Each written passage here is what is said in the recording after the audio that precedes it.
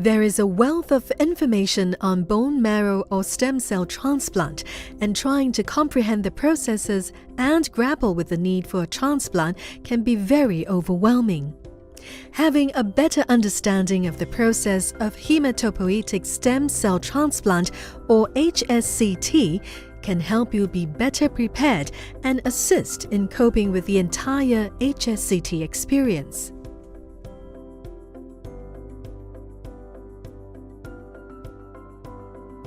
HSCT is a form of treatment for patients diagnosed with certain blood disorders and solid tumors like leukemia, Hodgkin's disease, and multiple myeloma. It helps to replenish the body with healthy stem cells after high-dose chemotherapy. These cells would eventually restore the function of the bone marrow. There are two main types of stem cell transplant: autologous transplant and allogenic transplant. In autologous transplant, you will use your own stem cells, which are collected prior to the transplant. These cells will be frozen and re-infused into you after high-dose chemotherapy. In allogenic transplant, stem cells from a donor are used instead. The donors can be a family member or a registered volunteer donor. Human leukocyte antigen typing is required to determine if the donor is compatible for the transplant. Potential donors will undergo a blood test where their white blood cells will be matched against yours. The results will take 3 to 4 weeks to be available. Match-related donors will then have to undergo a general health evaluation consisting of a complete medical history and physical examination, chest X-ray, electrocardiogram, ECG, blood investigations, including tests for communicable diseases, and other necessary tests when needed. Donors should also inform the doctor if they have diabetes, high blood pressure, heart disease, blood disorders, or any other illnesses. Pregnant or breastfeeding mothers are advised against donating stem cells. There are two main methods to collect stem cells. The first is apheresis, which involves harvesting the stem cells from the bloodstream using a machine. This removes stem cells from the bloodstream and returns the remaining blood cells. The second is known as bone marrow harvest, in which stem cells are harvested from both sides of the hip bone. In preparation for apheresis, you or the donor are required to undergo daily or twice daily injections of a growth factor known as GCSF into the abdomen area over a period of time. The GCSF helps to stimulate and move the stem cells from the bone marrow into the bloodstream. You may experience side effects such as tiredness, flu-like feeling, bone or muscle pain, fever or headaches. If the symptoms worsen or new symptoms develop, the doctor in charge should be contacted immediately. The level of stem cells in the bloodstream is measured by a marker known as the CD34. Once the CD34 level is suitable, you will be prepared for stem cell collection. The apheresis process requires appropriate venous access. The procedure can be carried out through the veins, wherein the nurse will insert 2 intravenous needles, 1 in each arm, on the day of harvest under local anesthetic. It can also be done using a central venous catheter, wherein a thin, flexible tube is inserted through the skin into a large vein situated at the groin area. This is performed at the bedside under local anesthesia. Some pain and mild bleeding are usually expected during insertion. Stem cell collection is often done at the blood donation center. One session usually takes around 4 to 6 hours. It may take several days to harvest enough stem cells for transplant. You or the donor will usually be awake during the procedure, as it is not done under general anesthesia. During the collection, you may experience slight dizziness, lethargy, cold or numbness around the lips, tingling sensations at the hands and feet, and nausea. These side effects are due to changes in blood volume and they are only temporary. For the second method, the bone marrow harvest, healthy donors are advised to donate a unit of their own blood about 2 weeks prior to the harvest. As bone marrow harvest is performed in the operating theatre under general anesthesia, you or your donor will be scheduled to be admitted to the hospital 1 day before the procedure for blood test and an anesthetist review. Donor will also have to fast from food and drinks after midnight. The procedure starts with administration of the general anesthesia, skin preparation, followed by insertion of the bone marrow needle into the hip bone to extract the marrow. Multiple punctures are usually required in order to extract sufficient marrow for the transplant. The amount of bone marrow needed for a transplant depends on your weight and is usually estimated between 750 ml to 1 litre. The marrow collection is then sent to a laboratory for processing. After the procedure, donors may experience pain and soreness at the lower back, as well as lethargy and tiredness for a couple of days. Bone marrow harvest may entail the risk of infection, blood clots, bleeding, soreness in the hip area, and allergic reactions. The body will replace the harvested marrow within 1 to 2 weeks. During this period, it is very important for you or the donors to refrain from heavy lifting, rigorous exercise, climbing stairs, or bending. Light duties are advised for those who need to resume work.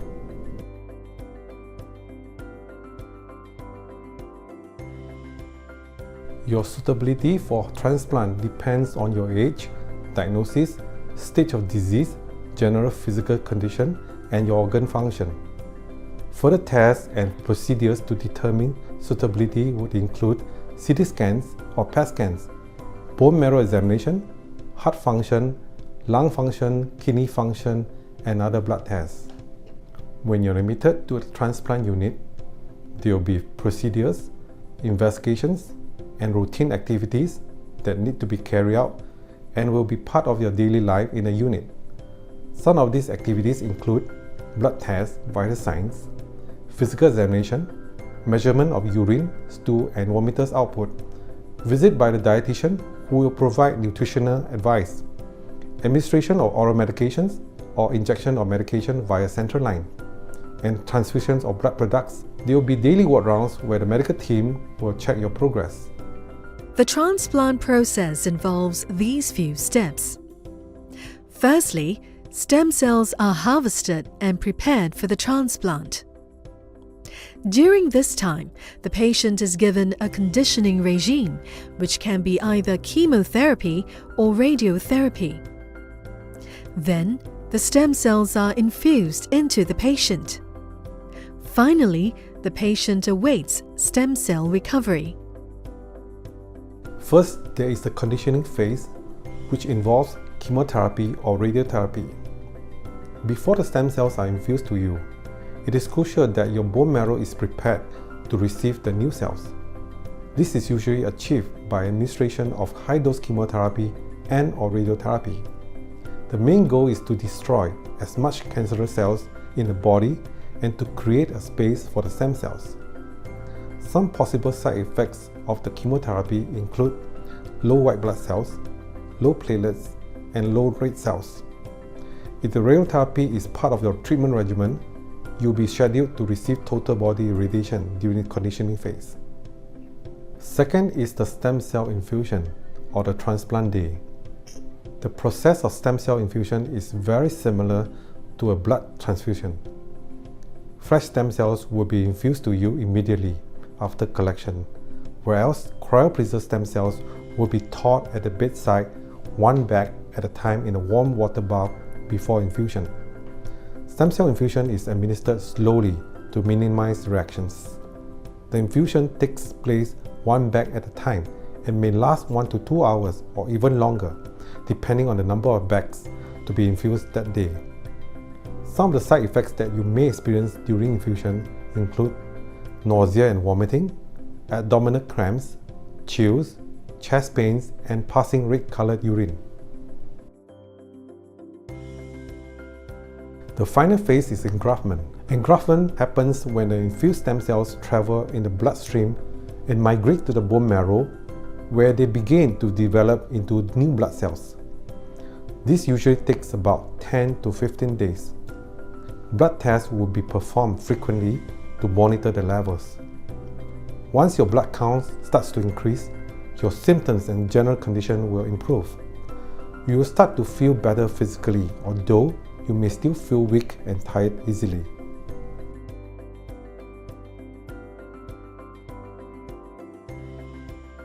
In the first month after transplant, your focus will be on recovery, which includes eating well, avoiding infections, visiting your doctor in the clinic, and following other guidelines to stay healthy.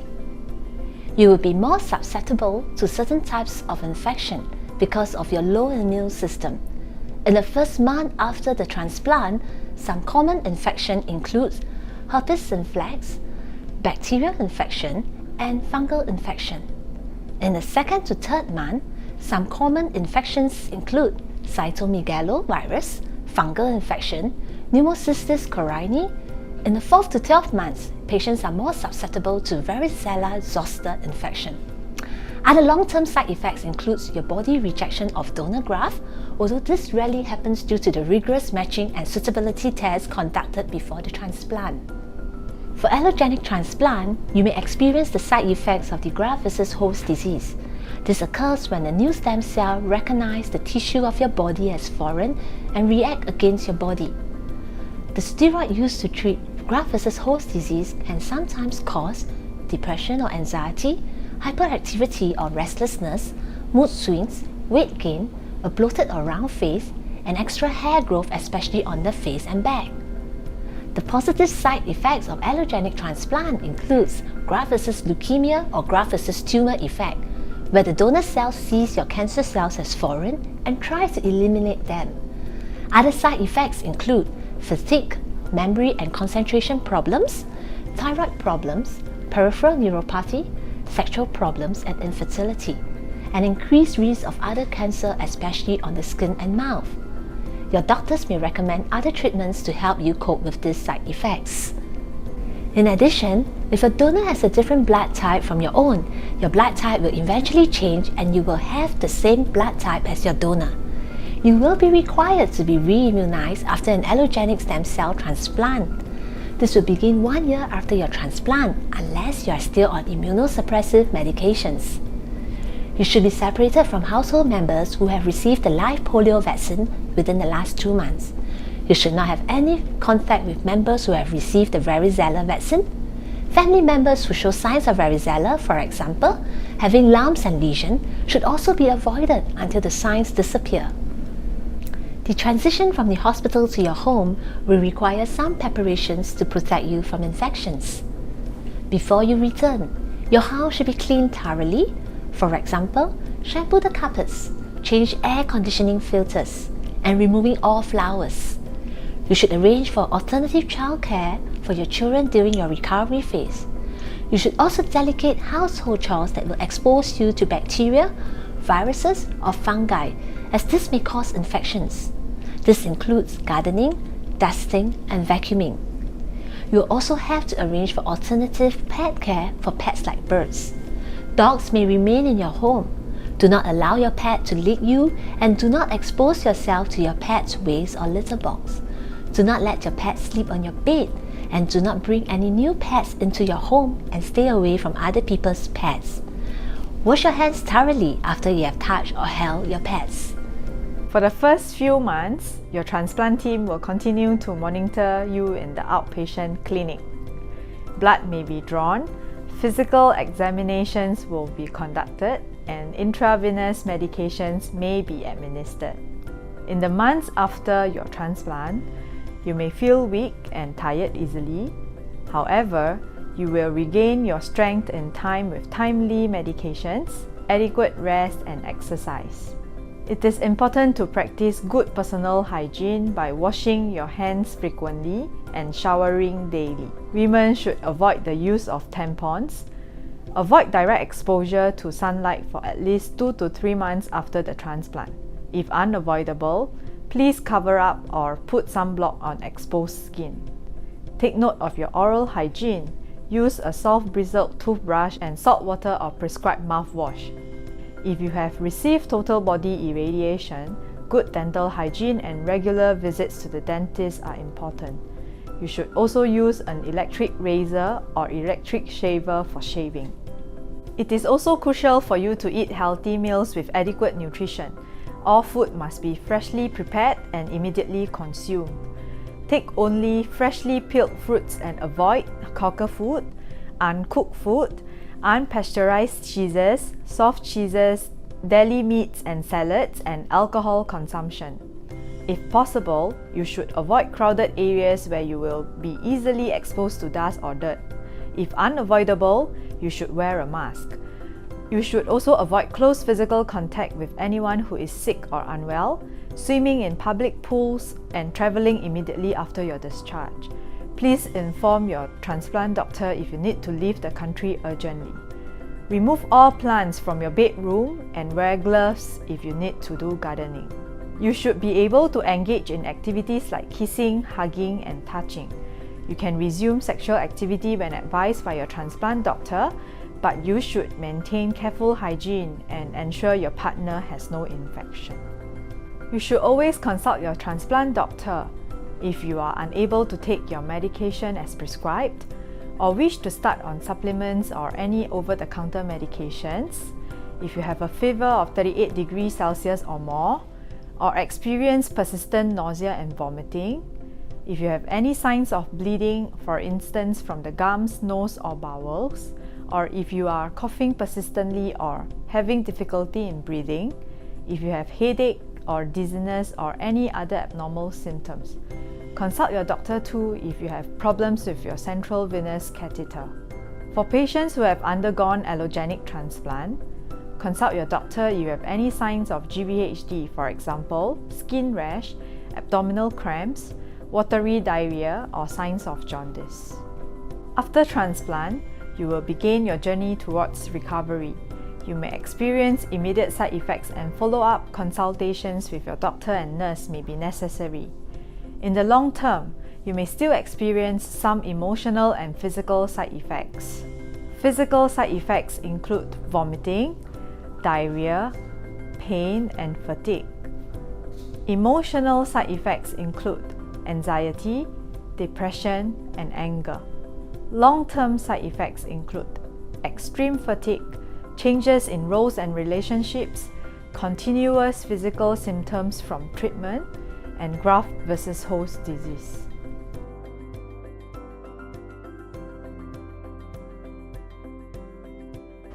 My name is Tian Lee. I'm now 58 years old. I was diagnosed with leukemia.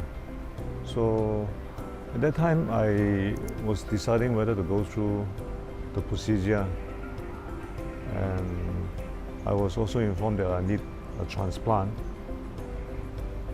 So it was a difficult time for me to decide because of all the suffering already. But through encouragement from my family, through church members, and through friends, I decided to go through the procedure. The practical way of dealing with it is to be sensitive to your environment, to the people around you. Be super sensitive with hygiene. Yeah. Don't take hygiene for granted. For example, when we came back here, I was in my room for I think 2 to 3 months. I was just locked in because the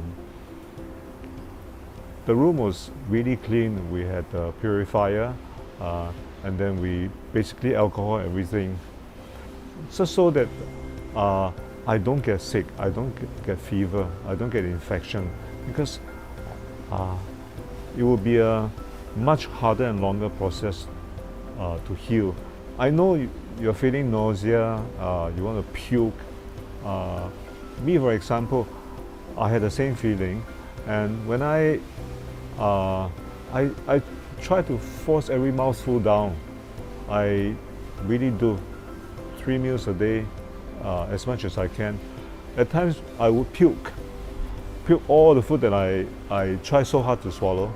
I will puke it all out, and I will start again. I will. That's my principle, because I started the journey.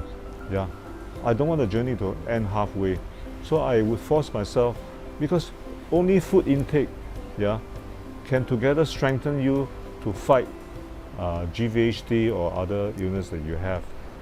And take the doctor's advice. Take the doctor's advice. Don't go into exotic food.